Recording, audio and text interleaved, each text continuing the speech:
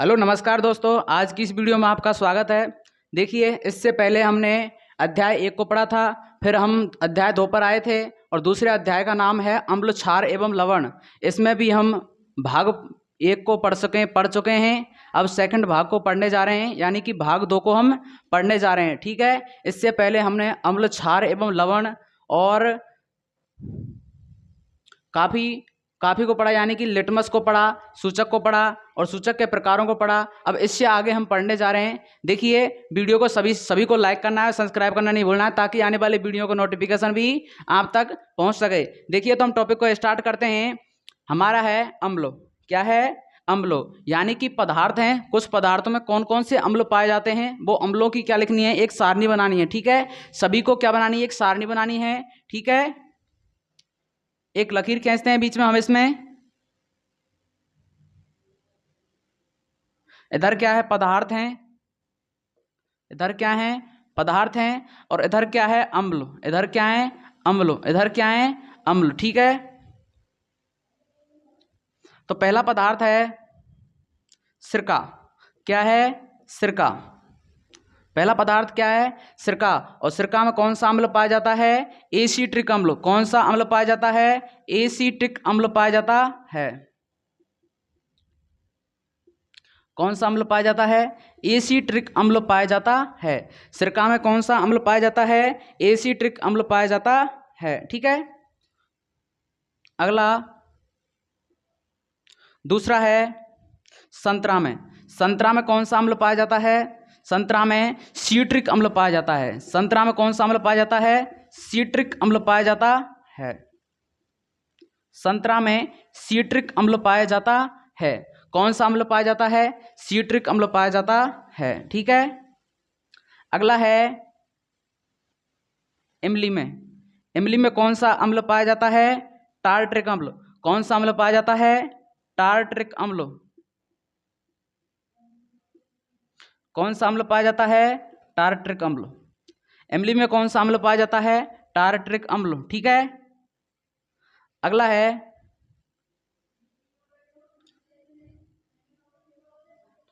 टमाटर में। टमाटर में कौन सा अम्ल पाया जाता है? टमाटर में कौन सा अम्ल पाया जाता है? टमाटर में ऑक्सेलिक अम्ल पाया जाता है। कौन सा अम्ल पाया जाता है? ऑक्सेलिक अम्ल पाया जाता है। कौन सा अम्ल पाया जाता है? ऑक्सेलिक अम्ल पाया जाता है। ठीक है, कौन सा अम्ल पाया जाता है? ऑक्सेलिक अम्ल पाया जाता है। अगला है, अगला पांचवा कौन सा है? पांचवा है दूध में। दूध में कौन सा अम्ल पाया जाता है? दूध दही में कौन सा अम्ल पाया जाता है? लैक्टिक अम्ल। कौन सा अम्ल पाया जाता है? लैक्टिक अम्ल पाया जाता है। ठीक है, कौन सा अम्ल पाया जाता है? लैक्टिक अम्ल पाया जाता है। ठीक है, लैक्टिक अम्ल पाया जाता है। अगला है छठवा। छठवा कौन सा है? चींटी के डंक में। चींटी के डंक में। चींटी के डंक में, चींटी के डंक में कौन सा अम्ल पाया जाता है? मेथेनोइक अम्ल। कौन सा अम्ल पाया जाता है? मेथेनोइक। कौन सा अम्ल पाया जाता है? मेथेनोइक अम्ल पाया जाता है। ठीक है, मेथेनोइक अम्ल पाया जाता है। ठीक है, चींटी के मतलब चींटी कौन सी? काली चींटी के डंक में कौन सा अम्ल पाया जाता है? मेथेनोइक अम्ल पाया जाता है। ठीक है, यानी कि दोबारा से देखिए, सिरका में कौन सा अम्ल पाया जाता है? एसिट्रिक अम्ल पाया जाता है। संतरा में सीट्रिक अम्ल पाया जाता है। इमली में टार्ट्रिक अम्ल पाया जाता है। टमाटर में ऑक्सेलिक अम्ल पाया जाता है। दूध दही में लैक्टिक अम्ल पाया जाता है। चींटी के डंक में मेथेनोइक अम्ल पाया जाता है। आप सभी को जल्दी से उतार देना है इसको।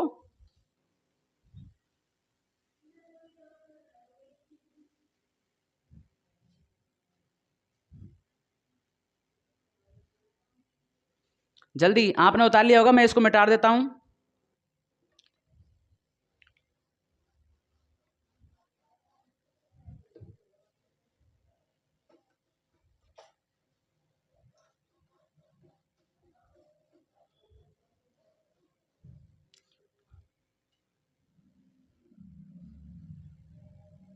ठीक है। कुछ पदार्थ और हैं, कुछ पदार्थ और हैं, पदार्थ फिर अम्ल। ठीक है, 6 तो पढ़ लिए, अब कौन सा है 7वां। तो 7वां, नेटल के डंक में कौन सा अम्ल पाया जाता है? नेटल, किसके डंक में? नेटल के डंक में। नेटल के डंक में कौन सा अम्ल पाया जाता है? मेथेनोइक अम्ल पाया जाता है। कौन सा अम्ल पाया जाता है? मेथेनोइक अम्ल पाया जाता है। मेथेनोइक अम्ल पाया जाता है। ठीक है, अगला है 7वां, वो 8वां, सॉरी 8वां, कौन सा अम्ल? 8वां अम्ल, 8वें नंबर की।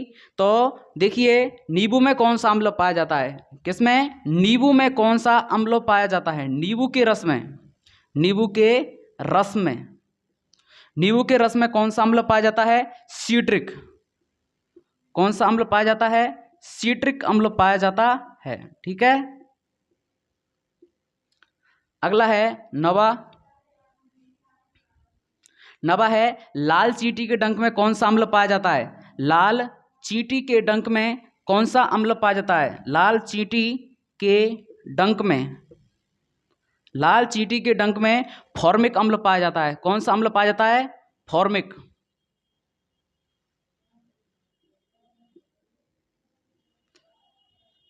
लाल चींटी के डंक में कौन सा अम्ल पाया जाता है? फॉर्मिक अम्ल पाया जाता है। कौन सा अम्ल पाया जाता है? फॉर्मिक। कौन सा अम्ल पाया जाता है? फॉर्मिक। ठीक है, अगला है 10वां।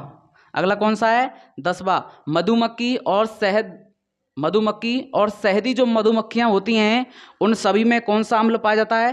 फॉर्मिक अम्ल। कौन सा अम्ल पाया जाता है? फॉर्मिक अम्ल। मधुमक्खी, क्या है? मधुमक्खी, मधुमक्खी कोमा बिच्छू,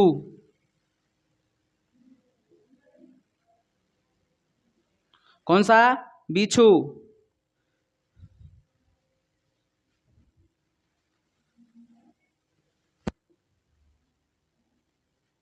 बिच्छू और शहद मक्खी,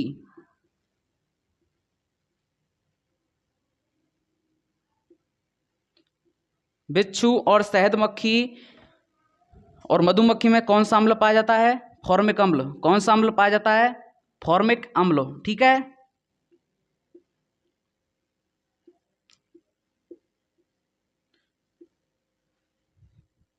तो आप सभी ने ये लिख लिए होंगे। एक बार दोबारा से रिवाइज करते हैं। नेटल के डंक में कौन सा अम्ल पाया जाता है? मेथेनोइक अम्ल पाया जाता है। और चींटी के डंक में सीट्रिक अम्ल पाया जाता है। और लाल चींटी के डंक में फॉर्मिक अम्ल पाया जाता है। मधुमक्खी, बिच्छू, शहद वाली मक्खियों में फॉर्मिक अम्ल पाया जाता है। ठीक है, इन सभी को याद रखना है। इसमें से एक क्वेश्चन अवैध या रिक्त स्थान में पूछा जा सकता है। ठीक है, हम आगे चलते हैं। अब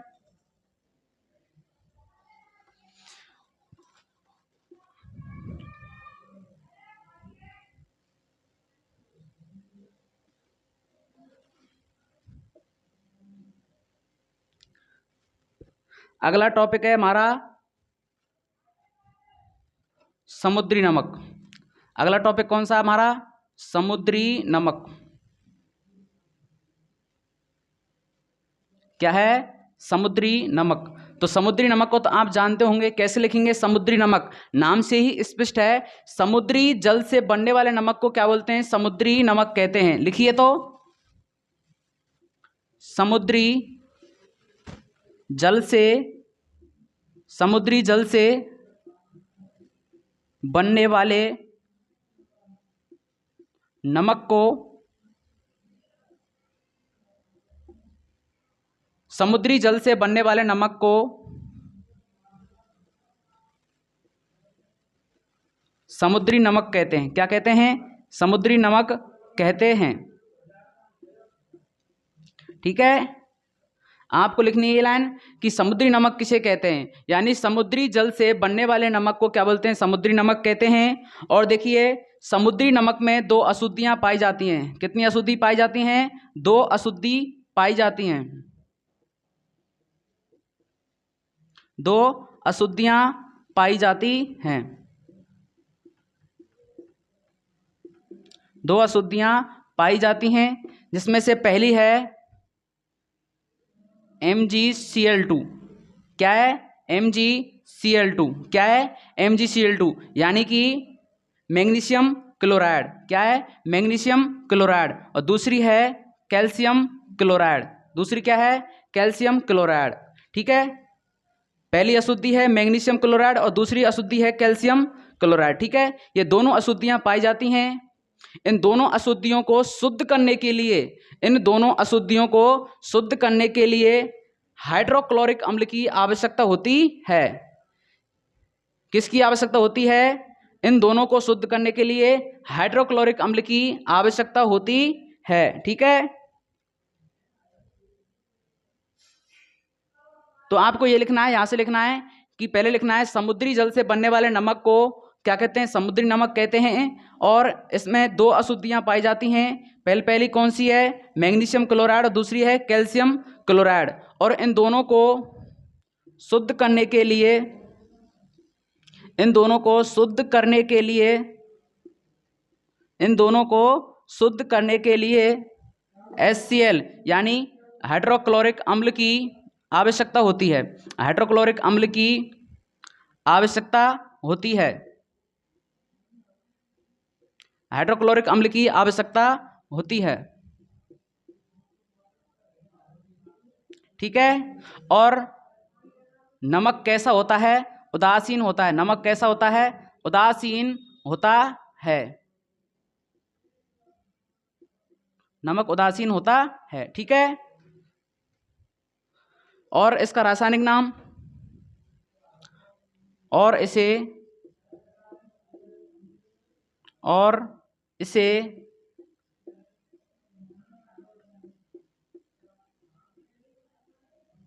सोडियम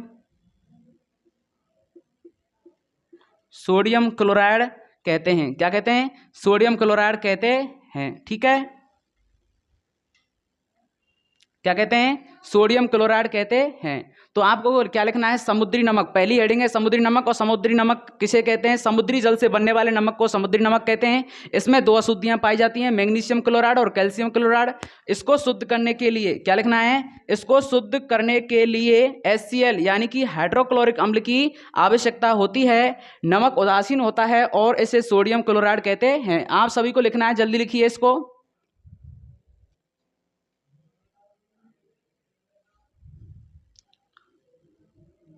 आप सभी ने लिख लिया होगा। और हम बताएंगे अब आगे रासायनिक यानी कि मतलब इसके रसायन। क्या बताएंगे? रसायन। साधारण नमक के क्या बताएंगे? रसायन। क्या बताएंगे? साधारण नमक के रसायन। हम इसको मिटा देते हैं। अब आप जल्दी कीजिए, लिखने की क्या करनी है? जल्दी करनी है। अगर आपकी स्पीड तेज नहीं होती है तो आपकी परसेंट नीचे ही रह जाती है, क्योंकि जितना याद करते हैं उतना तो बच्चा लिख ही नहीं पाते हैं। मैंने काफ़ी बार देखा है, मेरे साथ भी ऐसा हुआ था।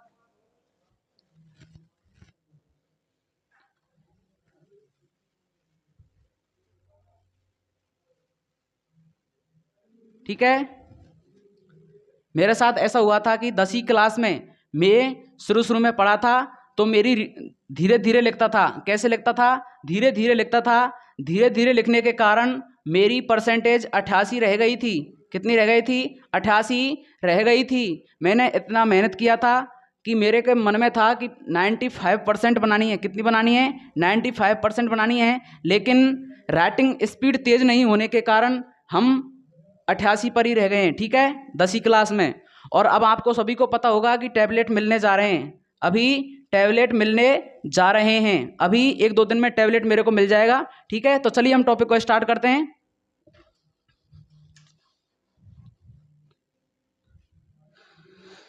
अब है साधारण नमक के रसायन। साधारण नमक के रसायन। क्या है? साधारण नमक के रसायन। टॉपिक का नाम क्या है? साधारण नमक के रसायन। तो पहली बात लिखनी है कि नमक का गलनांक 1081 केल्विन होता है। पहला पॉइंट क्या लिखना है? साधारण नमक का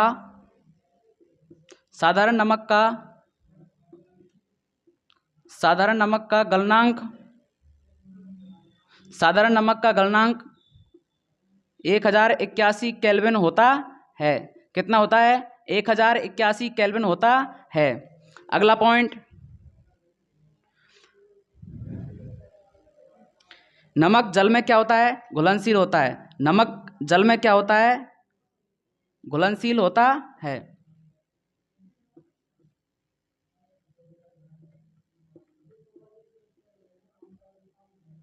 नमक जल में घुलनशील होता है।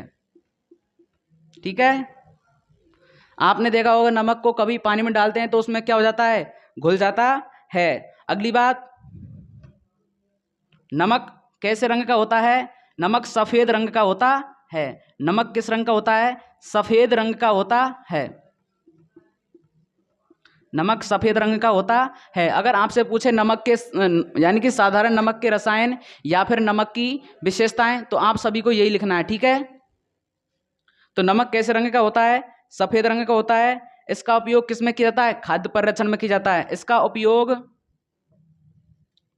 इसका उपयोग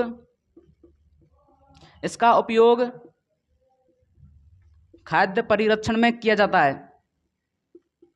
इसका उपयोग खाद्य परिरक्षण में किया जाता है। इसका उपयोग खाद्य परिरक्षण में किया जाता है। तो नमक के यानी कि साधारण नमक के रसायन कंप्लीट हो गए हैं। इसको जल्दी से लिखना है, जल्दी लिखिए। ठीक है, तो आप वीडियो को बैक ले लेना। अगर जल्दी मिटा रहे हैं तो हम आगे टॉपिक पढ़ाना है मेरे को।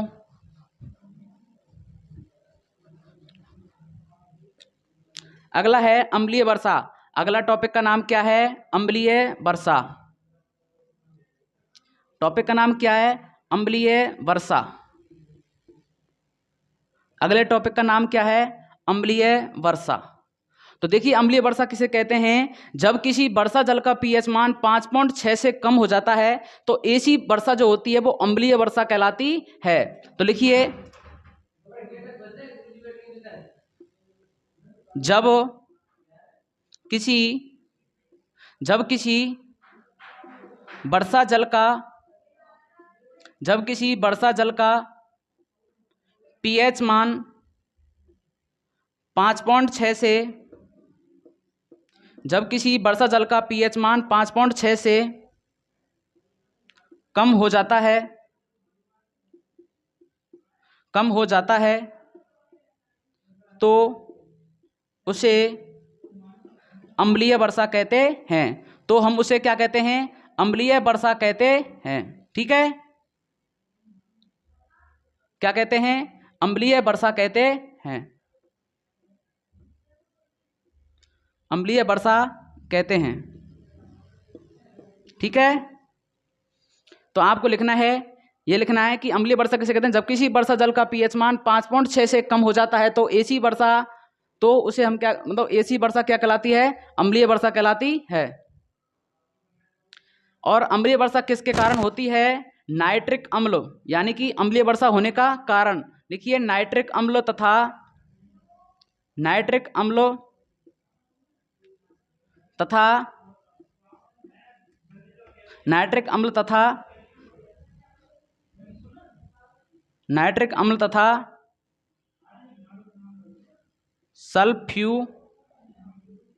सल्फ्यूरिक अम्ल के कारण होती है। सल्फ्यूरिक अम्ल के कारण होती है। सल्फ्यूरिक अम्ल के कारण अम्लीय वर्षा होती है। क्या लिखना है? कि नाइट्रिक अम्ल तथा सल्फ्यूरिक अम्ल के कारण अम्लीय वर्षा होती है। ठीक है, यह इसका कारण है। इसको लिखिए, जल्दी लिखिए।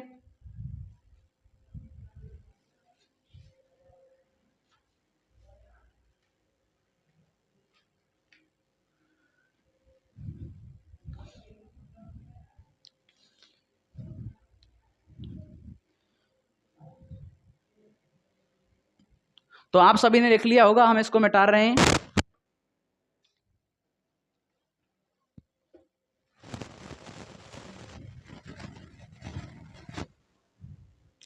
अगला टॉपिक है भ्रंजक चूर्ण। क्या है? भ्रंजक चूर्ण। क्या है? भ्रंजक चूर्ण।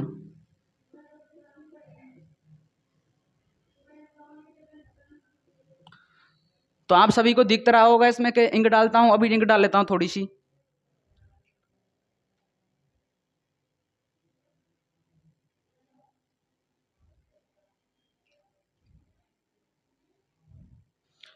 तो चलते हैं भ्रंजक चूर्ण। तो भ्रंजक चूर्ण का फॉर्मूला होता है CaOCl2। क्या होता है? CaOCl2 यानी कि calcium oxychloride. Calcium oxy calcium oxychloride. Calcium oxychloride. ठीक है। भ्रंजक चूर्ण का फॉर्मूला क्या होता है? CaOCl2 यानी कि कैल्शियम ऑक्सीक्लोराइड। ठीक है। और इसको बनाते कैसे हैं? तो कैल्शियम ऑक्सीक्लोराइड जो है यानी कि भ्रंजक चूर्ण जो है इसको बनाते कैसे हैं? तो बनाते हैं इसमें यानी बिना मतलब बुझे हुए चूने में, यानी कि बुझे हुए चूने में क्लोरीन गैस प्रभावित करके इसे बनाया जाता है। तो लिखना क्या है? पहले तो ये पॉइंट को लिखना है कि ये इसका फॉर्मूला है और ये इसका रासायनिक नाम है। अब आगे लिखना है बुझे हुए चूने में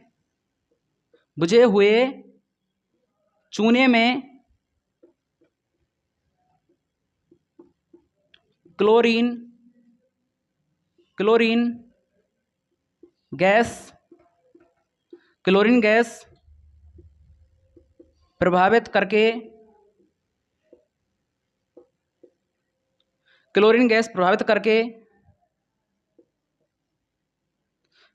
गैस प्रभावित करके भ्रंजक चूर्ण का निर्माण करते हैं। क्या करते हैं? भ्रंजक चूर्ण का निर्माण करते हैं। ठीक है। कैसे बनाते हैं? इसमें मतलब कि बुझे हुए चूने में क्लोरीन गैस प्रभावित करके भ्रंजक चूर्ण का निर्माण करते हैं। ठीक है। तो जल्दी लिखिए इसको।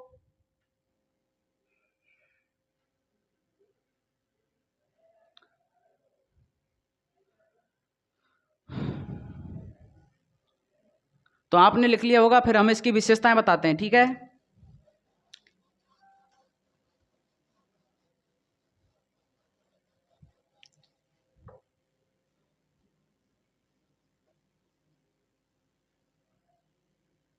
क्या है? भ्रंजक चूर्ण।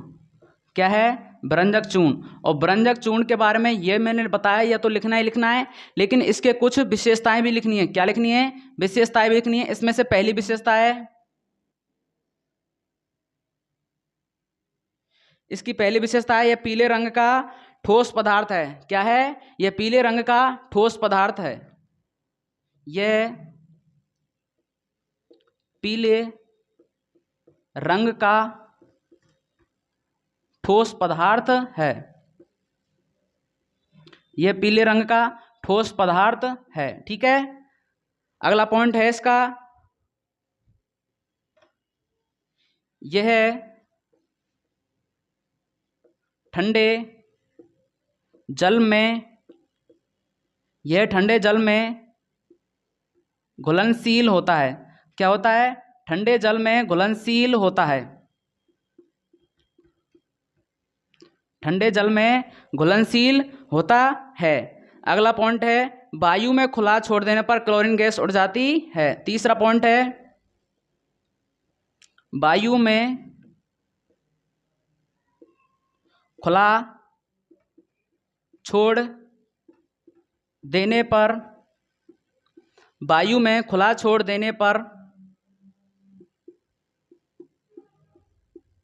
क्लोरीन गैस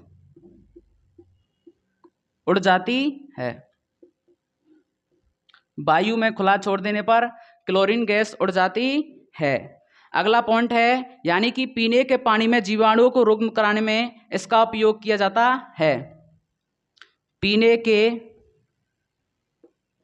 के पानी में पीने के पानी में जीवाणुओं को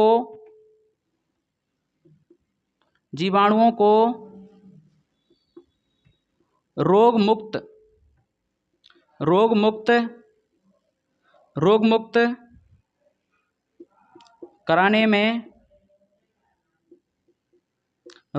कराने में इसका उपयोग किया जाता है।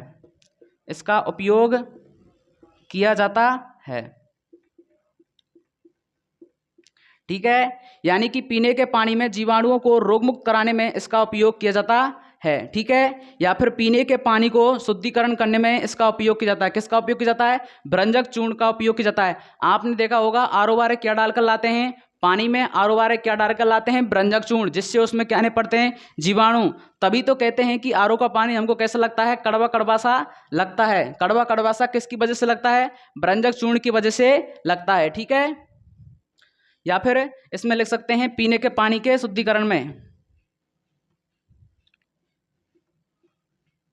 पानी के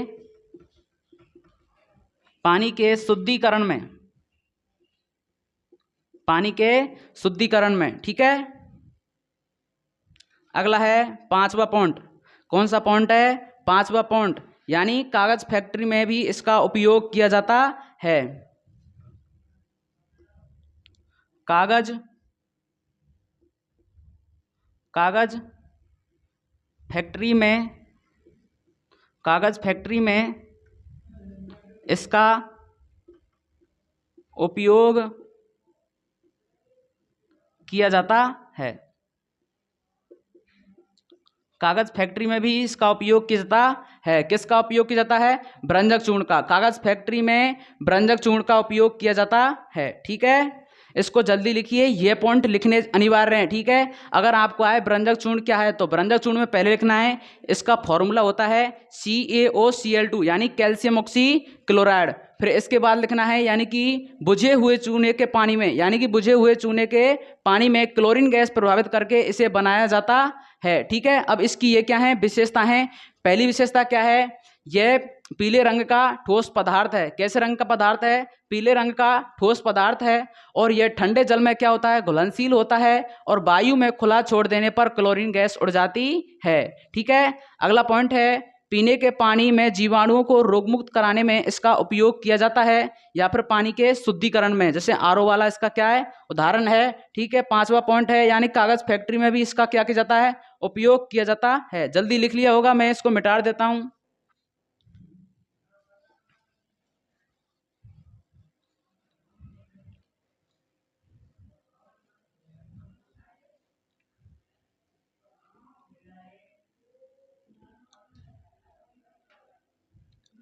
अगला टॉपिक है हमारा खाना सोडा। क्या है? खाना सोडा। खाना सोडा को तो आप सभी जानते होंगे। क्या है? खाना सोडा। और इसका दूसरा नाम क्या है? Baking soda. क्या नाम है? Baking soda.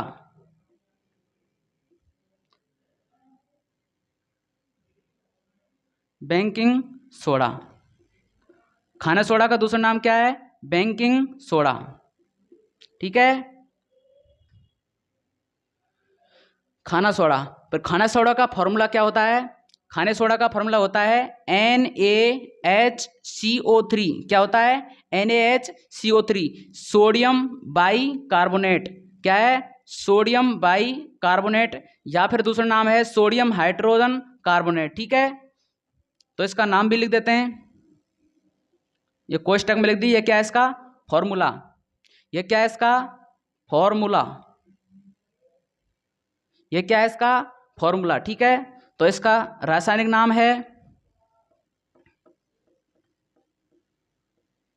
Sodium hydrocarbonate. Sodium hydrocarbonate इसका रासायनिक नाम है, या फिर हाइड्रोजन लगा सकते हैं आप, कैसे भी लिख सकते हैं इसको। ठीक है, सोडियम हाइड्रोकार्बोनेट। ठीक है, अगला है इसको बनाने के लिए, यानी कि इसको बनाने के लिए किसका उपयोग किया जाता है? नमक, जल, कार्बन डाइऑक्साइड और अमोनिया का उपयोग किया जाता है। किसका उपयोग किया जाता है? नमक, जल, कार्बन डाइऑक्साइड और अमोनियम का उपयोग किया जाता है। ठीक है, लिखिए इसके निर्माण के लिए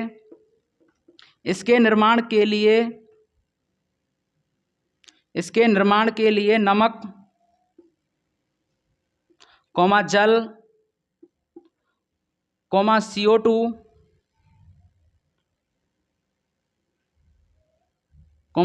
CO2, मैं इसको फॉर्मूले के रूप में लिखता हूँ। ठीक है, फॉर्मूले के रूप में लिखूंगा तो आपको इसकी क्रियाविधि बनाने में सरलताएं आएंगी। ठीक है, तो इसके निर्माण के लिए नमक यानी कि NaCl, ठीक है, अगला है जल H2O, ठीक है, अगला है CO2 और अगला है अमोनियम। अगला कौन सा है? Ammonium, NH3।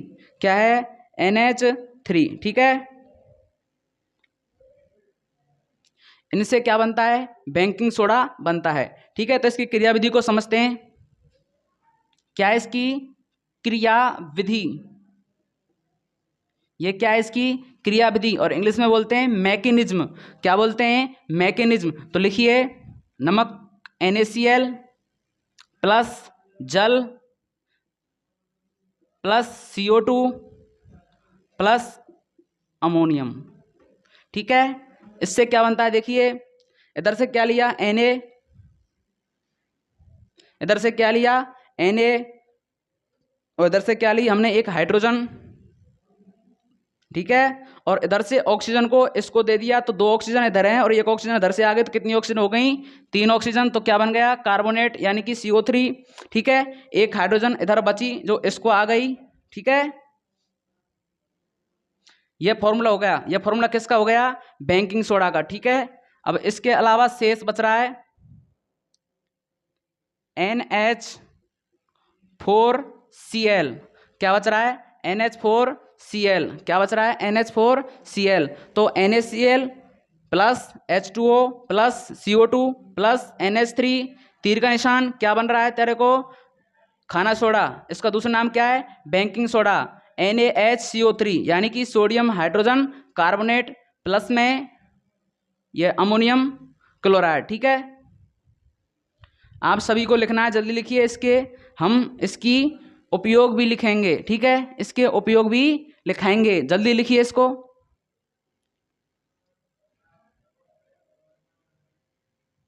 तो आप सभी ने लिख लिया होगा, मैं इसको मिटा देता हूं।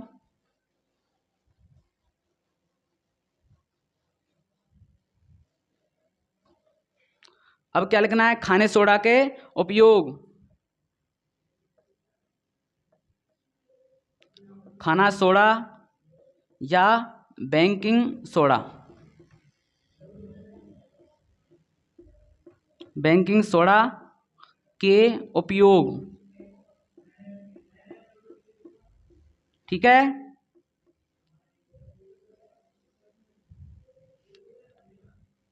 तो खाना सोडा या फिर बेकिंग सोडा के उपयोग। मैं इसमें इंक डाल लेता हूं।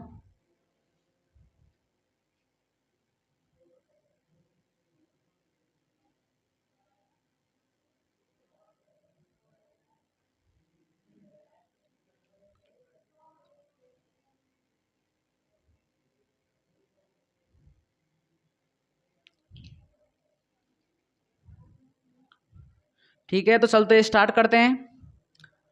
खाना सोडा या फिर बेकिंग सोडा के उपयोग। इसका पहला उपयोग है बेकरी उद्योग में। किस उद्योग में? बेकरी उद्योग में। बेकरी उद्योग में। किस उद्योग में? बेकरी उद्योग में। ठीक है, अगला है दूसरा अग्निशामक के रूप में।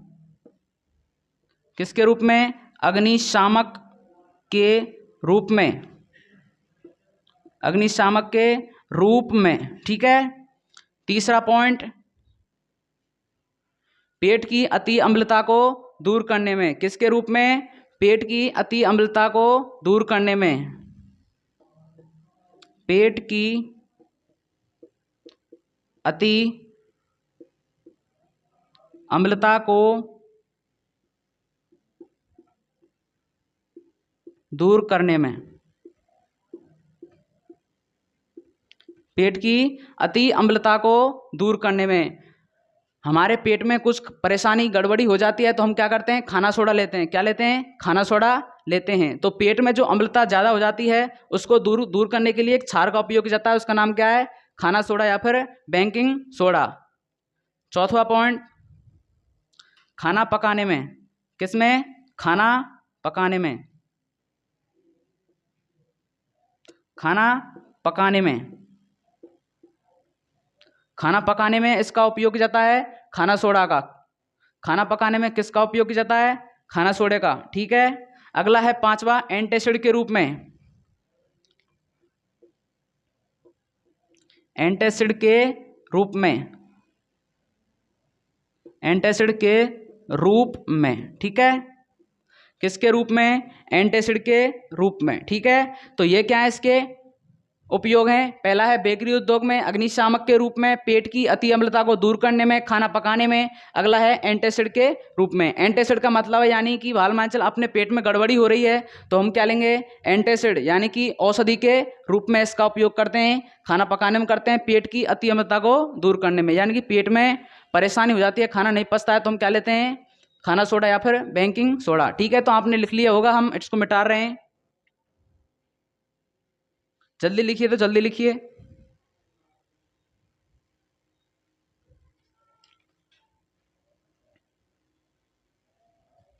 तो लिख लिया होगा आपने।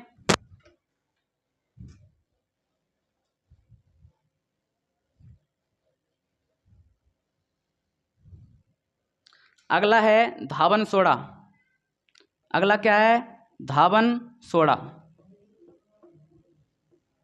अगला क्या है, धावन सोडा। ठीक है, क्या है, धावन सोडा। और धावन सोडा का फॉर्मूला होता है Na2CO3.10H2O। क्या होता है, Na2CO3.10H2O, यानी कि सोडियम कार्बोनेट। ठीक है,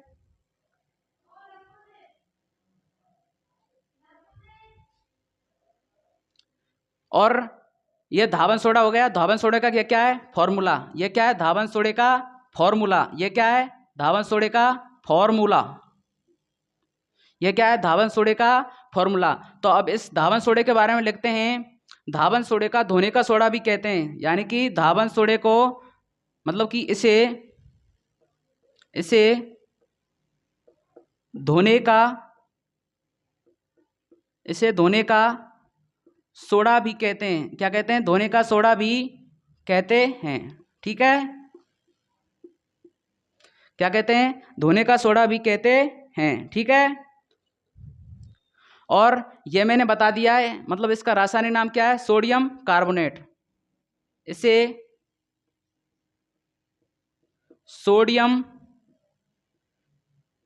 सोडियम कार्बोनेट कहते हैं। ठीक है, इसे क्या कहते हैं, सोडियम कार्बोनेट कहते हैं। ठीक है, तो लिख लिया होगा आपने। इस पॉइंटों को जल्दी से जल्दी लिखना है। मैं इसकी विशेषताओं को भी लिखाऊंगा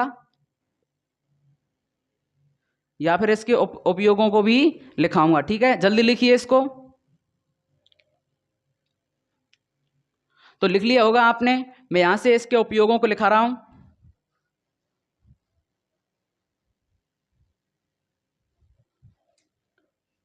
धावन सोडे का उपयोग,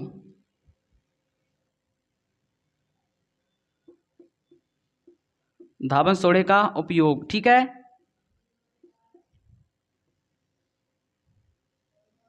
ये क्या है, धावन सोडे का उपयोग। तो पहला उपयोग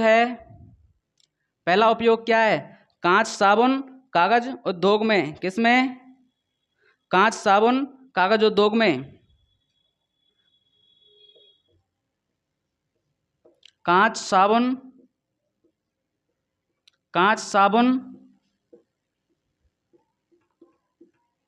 कागज उद्योग में इसका उपयोग किया जाता है। इसका किसका, धावन सोडे का उपयोग किया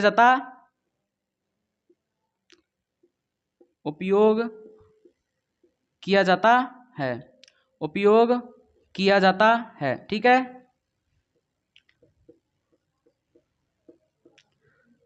अगला पॉइंट है दूसरा, यानी कि जल की स्थायी कठोरता को दूर करने में। क्या है? जल की स्थायी कठोरता को दूर करने में, जल की स्थायी कठोरता को दूर करने में, किसमें? जल की स्थायी कठोरता को दूर करने में इसका उपयोग किया जाता है। किसका? धावन सोडे का। अगला है तीसरा, बोरेक्स के उत्पाद में। किस उत्पाद में? बोरेक्स के उत्पाद में, बोरेक्स के उत्पाद में। किस उत्पाद में? बोरेक्स के उत्पाद में। बोरेक्स का फॉर्मूला होता है एन, मतलब कि Na2B4O7। किसके उपयोग में? Na2B4O7। ठीक है, बोरेक्स के उत्पाद में। एक मिनट, अभी आ रहा हूं। चौथा पॉइंट क्या है इसका? घरों की साफ सफाई करने में, यानी कि बर्तनों की साफ सफाई करने में, बर्तनों की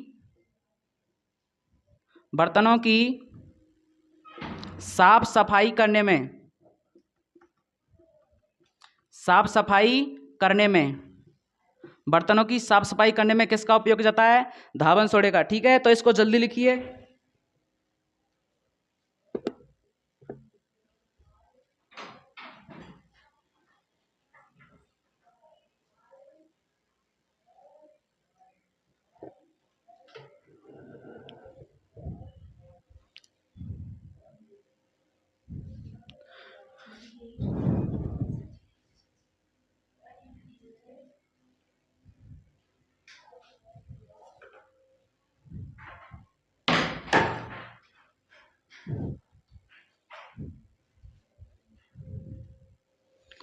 तो आप सभी ने ये लिख लिया होगा, मैं इसको मिटा रहा हूं। ठीक है,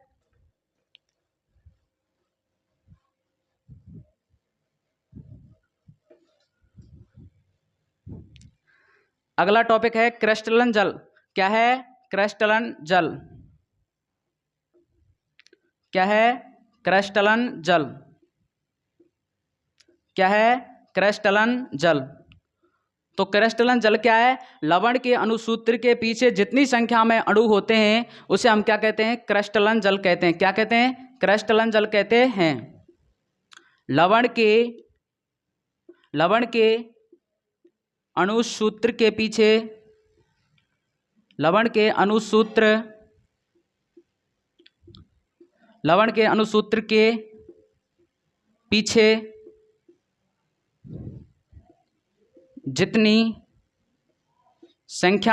पीछे जितनी संख्या में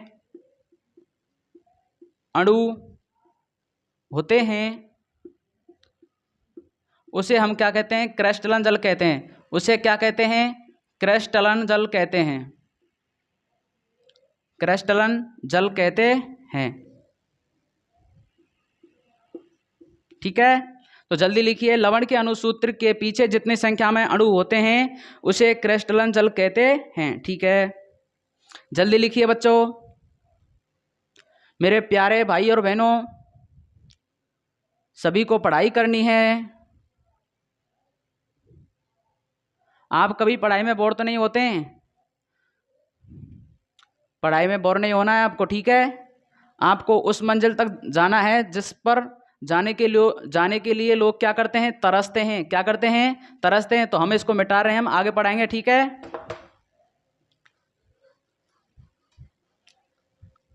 क्या आपको किसी मोटिवेशनल की जरूरत है?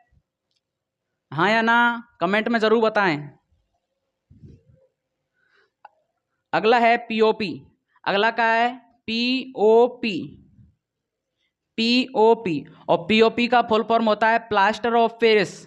क्या होता है? Plaster of Paris. Plaster of Paris. Plaster of Paris. Plaster of Paris. ठीक है, तो पीओपी की फुल फॉर्म क्या है? Plaster of Paris. तो पहले इसको फॉर्मूला लिखिए। इसका फॉर्मूला क्या होता है? इसका फॉर्मूला CaSO4 पॉइंट हाफ यानी कि आधो H2O, यह इसका क्या है? फॉर्मूला। ये क्या है? इसका फॉर्मूला।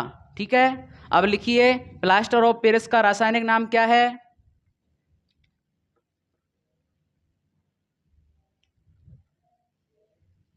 इसे कैल्शियम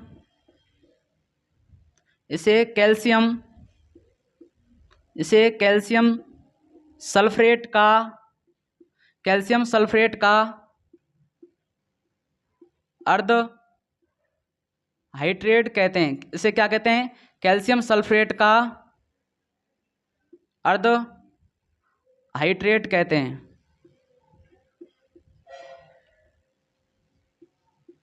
ठीक है, लिखना है, लिखिए जल्दी। अगला पॉइंट,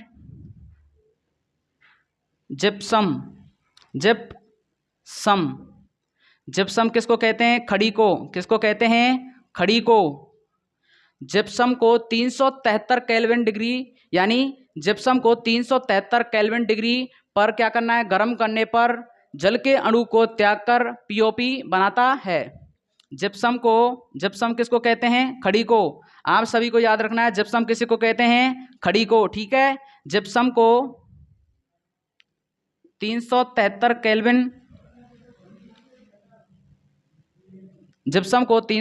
केल्विन डिग्री पर गर्म करने पर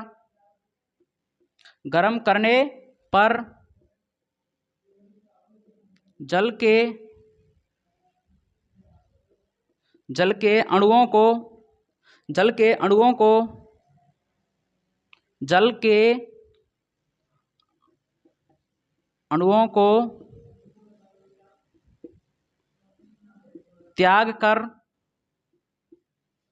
त्याग कर पीओपी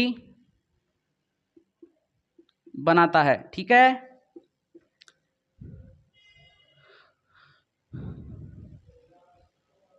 तो लिखिए जल्दी इसको, क्या लिखना है? यह उसका फॉर्मूला है सामने ही। और ये क्या है? मतलब इसे क्या कहते हैं? कैल्शियम सल्फेट का अर्ध हाइड्रेट कहते हैं। जिप्सम को 373 केल्विन डिग्री पर गर्म करने पर जल के अणु को त्याग कर पीओपी बनाता है। ठीक है, जल्दी लिखिए इसको।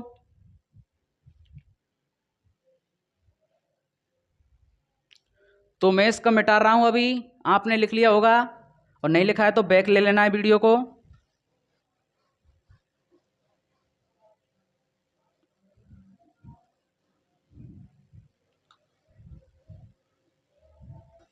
अब लिखना है पीओपी के उपयोग। क्या लिखना है? पीओपी तो मैंने अभी बताया, प्लास्टर ऑफ पेरिस के उपयोग। पीओपी के उपयोग, और पीओपी की फुल फॉर्म क्या है? Plaster of Paris. क्या है? Plaster of Paris. तो इसका पहला पॉइंट है, इसका उपयोग डॉक्टर टूटी हुई हड्डियों पर किस में लेते हैं? प्लास्टर चढ़ाने में।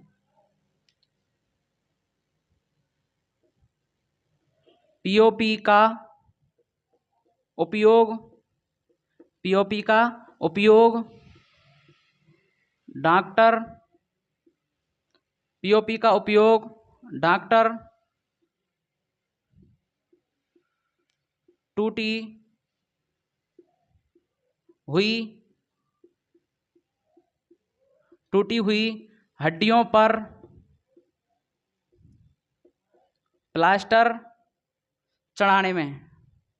हड्डियों पर प्लास्टर चढ़ाने में।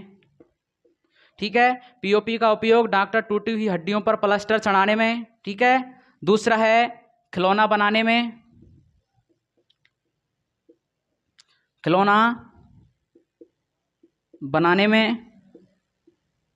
खिलौना बनाने में इसका उपयोग किया जाता है। खिलौना बनाने में इसका उपयोग किया जाता है। किसका उपयोग किया जाता है? पीओपी, और पीओपी का उपयोग मतलब प्लास्टर ऑफ पेरिस का उपयोग।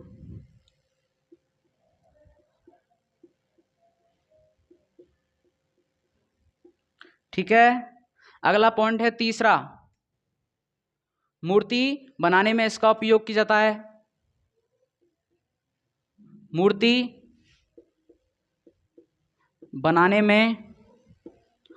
बनाने में इसका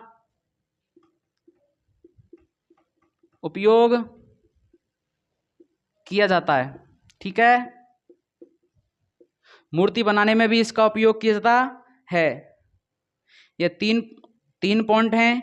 क्या पॉइंट हैं? पीओपी का उपयोग डॉक्टर टूटी हुई हड्डियों पर प्लास्टर चढ़ाने में और खिलौना बनाने में इसका उपयोग किया जाता है। अगला, मूर्ति बनाने में इसका उपयोग किया जाता है। और आप एक और पॉइंट लिखते हैं तो लिख लीजिए, यानी सजावटी बनाने में। सजावटी बनाने में क्या है? सजावटी बनाने में, किसी वस्तु को सजावटी बनाने में पीओपी का उपयोग किया जाता है। ठीक है,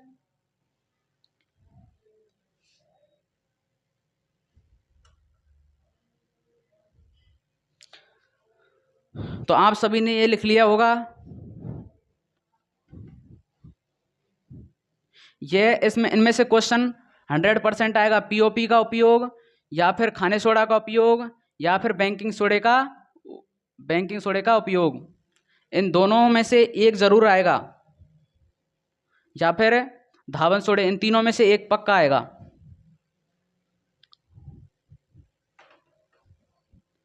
अब अगला है जिप्सम। क्या है? जिप्सम। तो जिप्सम की एक क्रियाविधि है।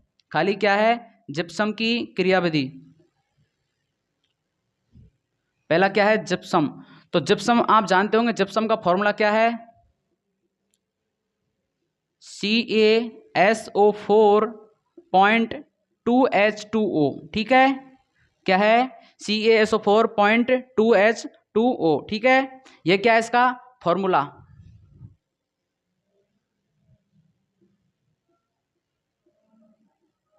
ये क्या है इसका फॉर्मूला? अब आगे क्या लिखना है? यानी कि प्लास्टर ऑफ पेरिस को जल के साथ अभिक्रिया कराने पर जिप्सम बनता है। क्या बनता है? जिप्सम बनता है। तो लिखना है, कैसे लिखोगे?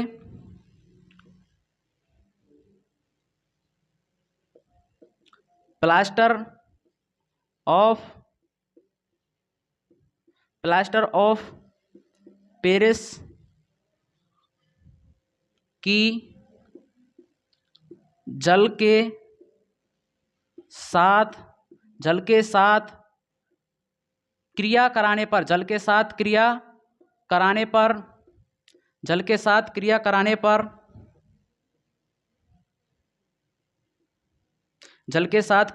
पर जिप्सम का निर्माण होता है। जिप्सम का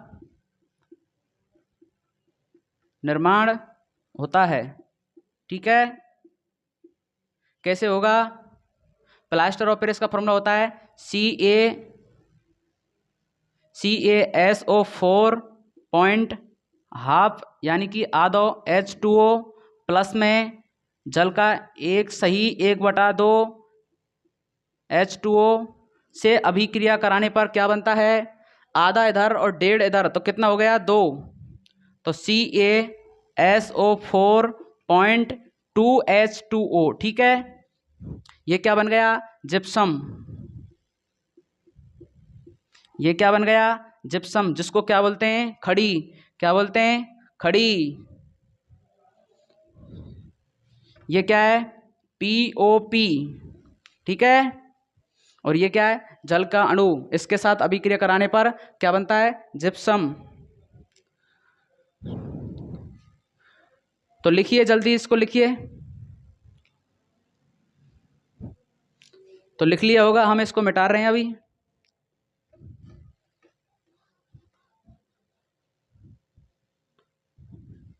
अब एक क्वेश्चन है, यानी कि प्लास्टर ऑफ पेरिस और जिप्सम से रिलेटेड क्या है?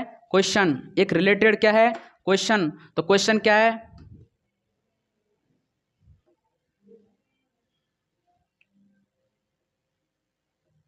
पीओपी को, पीओपी यानी कि प्लास्टर ऑफ पेरिस को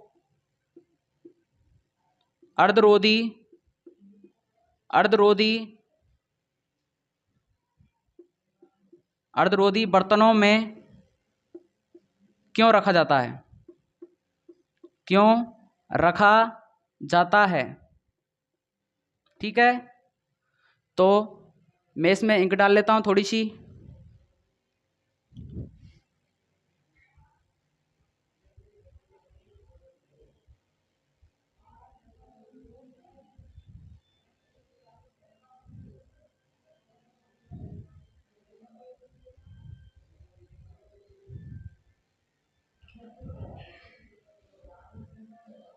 तो देखिए, पीओपी को अर्धरोधी बर्तनों में क्यों रखा जाता है, तो इसका मतलब है कि पीओपी जल के साथ क्रिया करके, यानी प्लास्टर ऑफ पेरिस जल के साथ क्रिया करके जिप्सम बनाता है तथा ठोस में बदल जाता है, इसलिए पीओपी को अर्धरोधी बर्तनों में रखा जाता है। आंसर लिखिए इसको, इसका आंसर लिखिए। पीओपी जल के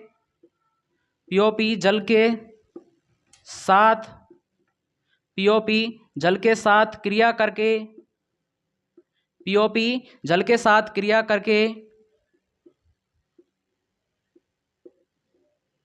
gypsum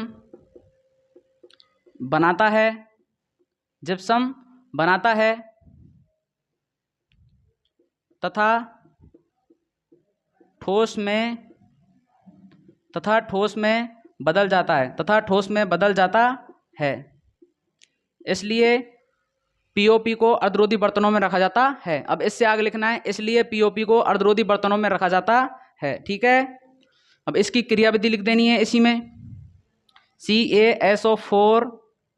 CaSO4 point half H2O plus 1/2 H2O से क्रिया होगी, क्या बनेगा, CaSO4.2H2O। ठीक है,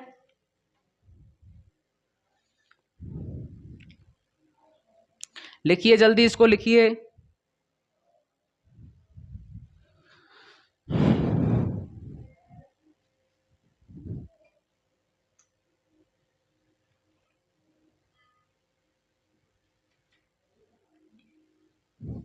तो लिख लिया होगा, हम इसको मिटा रहे हैं अभी।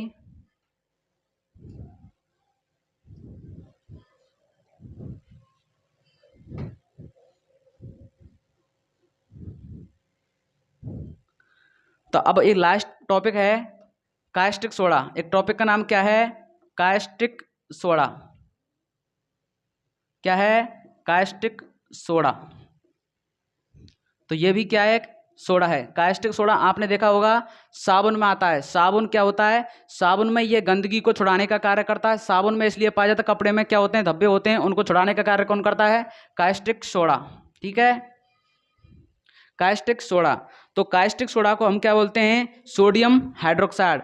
इसका फॉर्मूला क्या है, कास्टिक सोडा का फॉर्मूला है NaOH। क्या है, NaOH। ये क्या है इसका फॉर्मूला, ये क्या है इसका फॉर्मूला, और इसका रासायनिक नाम है सोडियम हाइड्रोक्साइड। क्या है, सोडियम हाइड्रोक्साइड। Sodium hydroxide. ठीक है, इसका पीएच मान कितना होता है, इसका पीएच मान होता है 14। कितना होता है, 14। तो इसका पीएच मान कितना होता है, 14। ठीक है, अब यहां से लिखना है,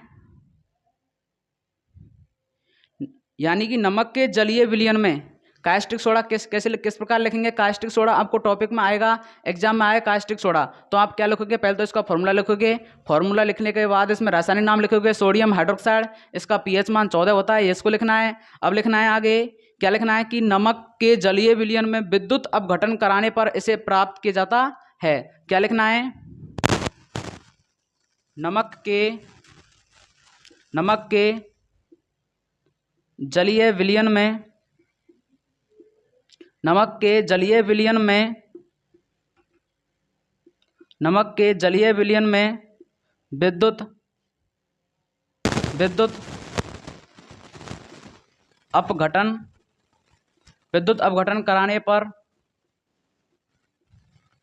कराने पर इसे प्राप्त किया जाता है। इसे प्राप्त किया जाता है। ठीक है, यानी नमक के जलीय विलयन में विद्युत अपघटन कराने पर इसे प्राप्त किया जाता है। ठीक है, आगे क्या लिखना है? नमक के जलीय विलयन में एनोड पर क्लोरीन गैस और कैथोड पर हाइड्रोजन गैस प्राप्त होती है। ठीक है, इसको भी लिखना है।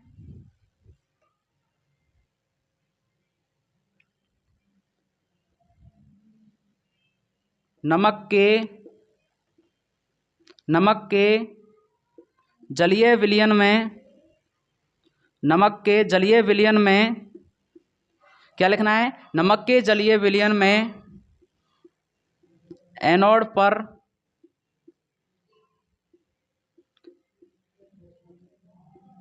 क्या लिखना है? नमक के जलीय विलयन में एनोड पर क्लोरीन गैस तथा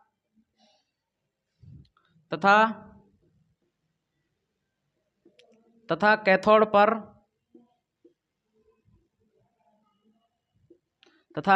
पर हाइड्रोजन गैस प्राप्त होती है। कौन सी गैस प्राप्त होती है? कैथोड पर हाइड्रोजन गैस प्राप्त होती है। कैथोड पर हाइड्रोजन गैस प्राप्त होती है। ठीक है, इसको लिखना है, अभी लिखिए। और इस पूर्ण प्रक्रिया को हम क्या बोलते हैं? यानी कि नमक के जलीय विलयन में विद्युत अपघटन कराने पर इसे प्राप्त किया जाता है। और लिखना है इसमें, नमक के जलीय विलयन में एनोड पर क्लोरीन गैस तथा कैथोड पर हाइड्रोजन गैस प्राप्त होती है। इस प्रक्रिया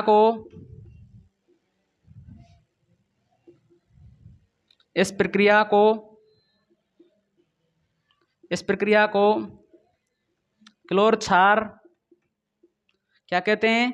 क्लोर क्षार प्रक्रिया कहते हैं। क्या कहते हैं? क्लोर क्षार प्रक्रिया कहते हैं।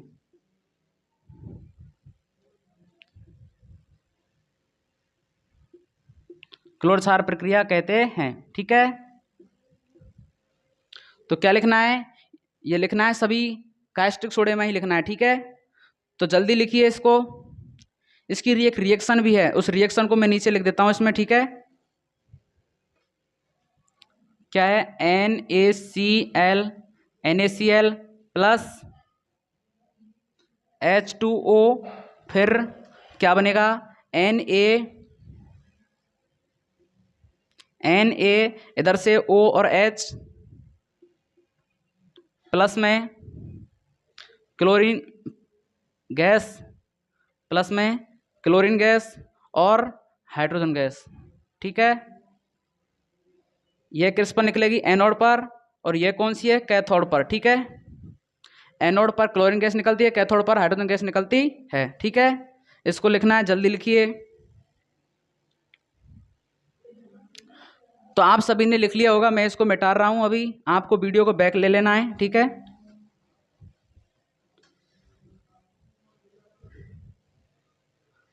अब लिखना है क्या है? कास्टिक सोडा का उपयोग। क्या लिखने? कास्टिक सोडे का उपयोग। कास्टिक सोडा का उपयोग। कास्टिक सोडे का उपयोग। ठीक है, कास्टिक सोडे का उपयोग। ठीक है, तो क्या लिखना है? पहला है, यह श्वेत ठोस एवं चिकना पदार्थ है। ये क्या है? श्वेत ठोस एवं चिकना पदार्थ है। पहला पॉइंट लिखना है इसमें। यह श्वेत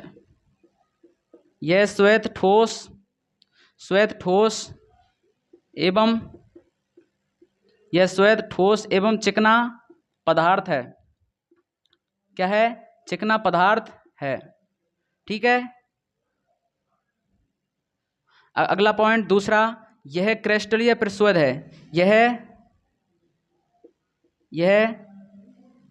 क्रिस्टलीय, यह क्रिस्टलीय प्रस्वेद है। ठीक है, यह क्रिस्टलीय प्रस्वेद है। अगला पॉइंट क्या है, तीसरा, यह प्रबल क्षार है। यह क्या है, प्रबल क्षार है। यह क्या है, प्रबल क्षार है। ठीक है, अब अगला पॉइंट है इसका गलनांक। चौथा पॉइंट क्या है,